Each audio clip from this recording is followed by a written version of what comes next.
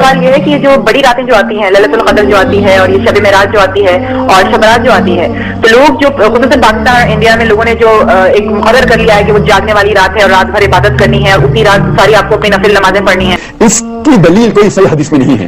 جو دلیل صرف ہمیں ملتی ہے لیلۃ القدر کے بارے میں. 15 شعبان کو قبرستان جانا خیر کا کام ہوتا تو ابو بکر گئے ہوتے کہ نہیں ہوتے، عمر گئے ہوتے کہ نہیں ہوتے، عثمان گئے ہوتے، علی گئے ہوتے، ابن مسعود گئے ہوتے، ابو ہریرہ گئے ہوتے، جابر بن عبداللہ گئے ہوتے، معاذ بن جبل گئے ہوتے. اس لیے میرے بھائی یہ بدعت والا کام کیا کرو، چھوڑ دو. اب میں آپ کو بتا رہا ہوں جو روایت تفسیر الساوی میں ہے، 13 شعبان کو نبی پاک صلی اللہ علیہ وسلم رات میں کھڑے ہوئے اور کیا کیا توجہ. آج لوگ دلیل پوچھ رہے ہیں اپنے نبی کو یاد کرنے کے لیے.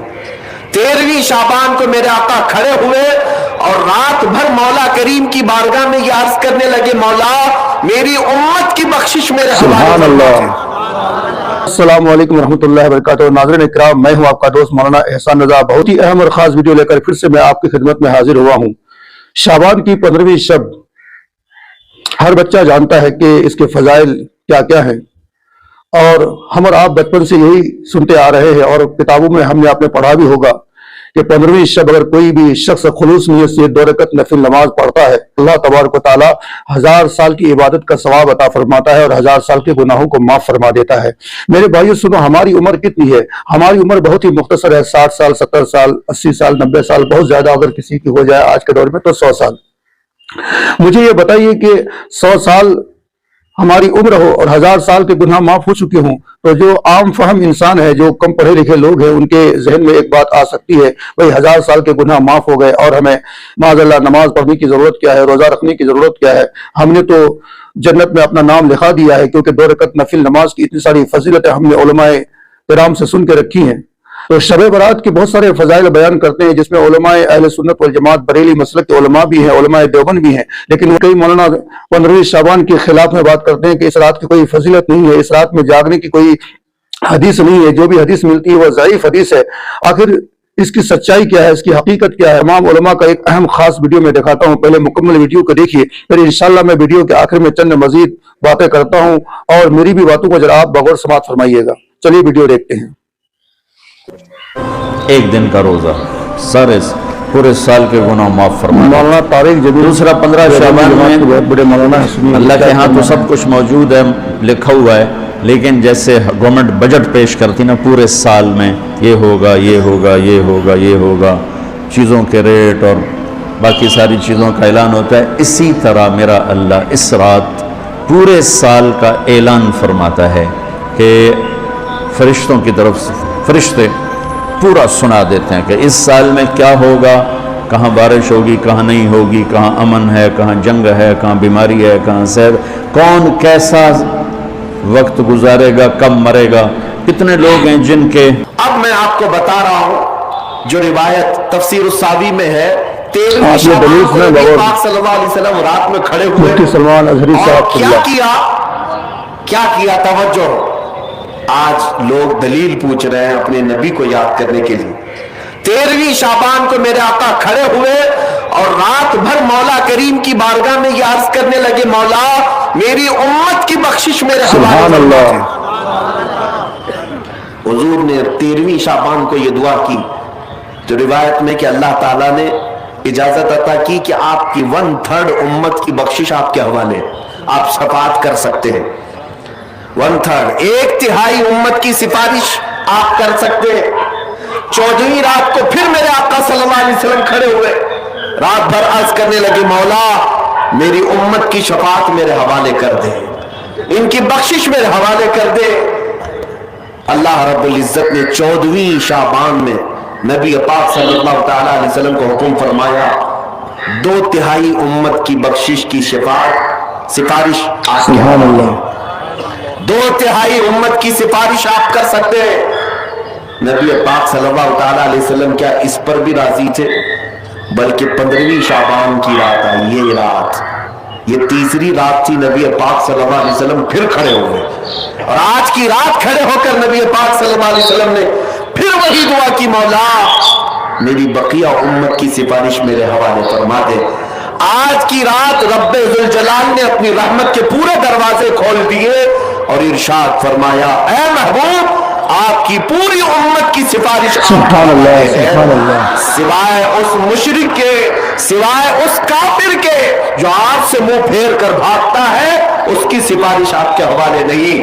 उसका हिसाब तो अल्लाह क़यामत के दिन खुदा तक लेगा।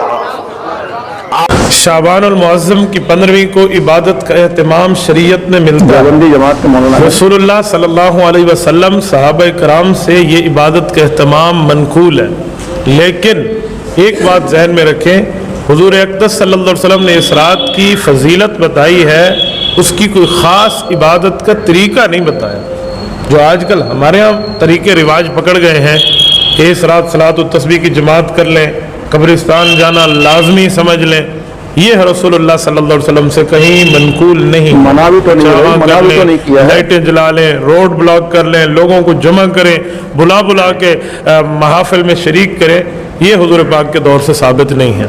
जहां अल्लाह के हबीब सल्लल्लाहु अलैहि वसल्लम हम खास वीडियो दिखा रहे हैं, देखिए आप गौर से। शाबानुल मुअज़्ज़म की 15वीं रात शब बारात आए तो इसमें इबादत करो, दिन में रोजा रखो। बेशक अल्लाह पाक इस रात सूरज गुरूब होते ही आसमाने दुनिया की तरफ नुज़ूल रहमत फरमाता है और इरशाद फरमाता है कोई बख्शिश मांगने वाला मैं उसे बख्श दूं, है कोई रोजी मांगने वाला तो उसे रोजी दूं, है कोई मुसीबत में मुब्तला तो उसे आफियत दूं, है कोई ऐसा, यहां तक के फजर का वक्त शुरू हो जाता है।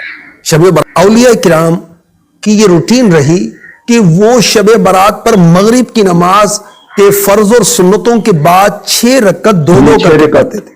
पहली 2 रकतों में ये नियत, या अल्लाह इन 2 रकअतों की बरकत से मुझे दराजी उम्र बिल खैर अता फरमा। फिर 2 रकतों में ये नियत फरमाएं, या अल्लाह इन 2 रकअतों की बरकत से बलाओं से मेरी हिफाजत फरमा। फिर 2 रकत पढ़नी है तीसरी मरतबा, उसमें क्या नियत होगी, या अल्लाह इन 2 रकतों की बरकत से मुझे अपने सिवा किसी का मोहताज ना कर। नवाफिल पढ़ने का तरीका क्या है, इन 6 रकतों में सूरह फातिहा के बाद जो चाहे वो सूरतें पढ़ सकते हैं। चाहे तो हर रकत में सूरह फातिहा के बाद 3-3 बार कुल हुवल्लाह शरीफ यानी सूरह इखलास मुकम्मल पढ़ लें, तो इंशाल्लाह हर रकत में एक कुरान पढ़ने का सवाब, 3 मरतबा सूरह इखलास पढ़ने से एक कुरान की तिलावत के बराबर सवाब मिलता है। अच्छा, हर 2 रकत के बाद 21 बार 21 टाइम कुल हुवल्लाहु अहद पूरी सूरत पढ़नी है। फिर सूरह यासीन, यानी ये कर लें या ये कर लें, ये भी ऑप्शन है, और दोनों करें ये भी ऑप्शन है, और ये ज्यादा बेस्ट है।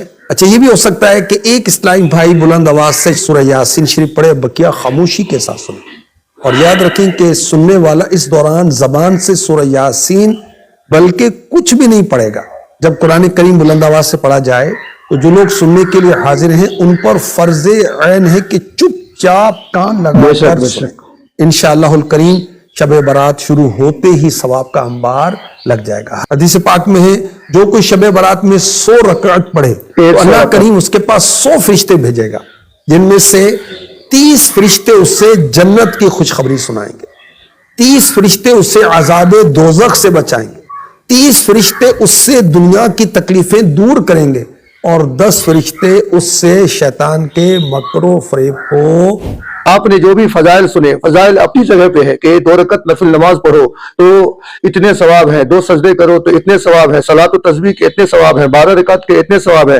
वो उसका सवाब अपनी जगह पे बिल्कुल दुरुस्त है, लेकिन ये सवाब किसके लिए है, जिनकी फर्ज नमाजें मुकम्मल हों। आपने साल भर फर्ज नमाज पढ़ी नहीं, साल भर आप शराब में जुए में लगे रहे, साल भर आप 5 वक्त की नमाज नहीं पढ़े, और जब शब बारात आई तो उस रात को जाग करके 2 रकत नफिल नमाज पढ़ लो, 12 रकत पढ़ लो, तो साल भर के गुनाह आपके माफ नहीं हो जाएंगे। ये फजीलत उनके लिए है जिसकी फर्ज नमाजें मुकम्मल हो, और जिसकी फर्ज नमाज मुकम्मल ना हो तो मैं उनको एक राय दूंगा, मशवरा दूंगा कि आज की रात जाग करके आप पहले फर्ज नमाज की कज़ा अदा करो, आपको जागने का भी सवाब मिलेगा, और फर्ज नमाज जो आपके ऊपर कज़ा रह गई है वो आपकी नमाज भी अदा हो जाएगी। दीजिए अपने दोस्त मौलाना एहसान को इजाजत। अस्सलाम वालेकुम।